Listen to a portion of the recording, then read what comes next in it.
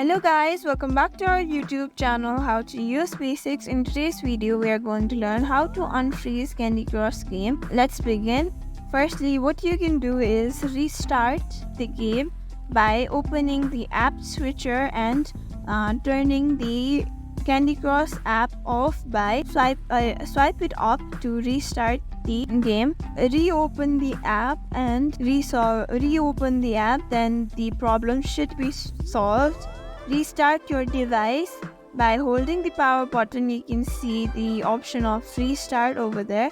Tap on it, then after it, open the restart button. Check for any updates on Google Play Store by going to Google Play Store. Over there you can see the option of search Candy Crush and search if any available updates are there. Clear cache.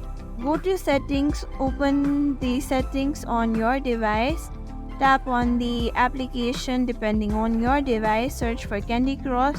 Once you find it, tap on it, then click on storage, then tap on clear cache. By following these steps, you can be able to solve the issue of Candy Crush Saga freezing. Thank you for watching this video. Make sure you like, share and subscribe to our YouTube channel.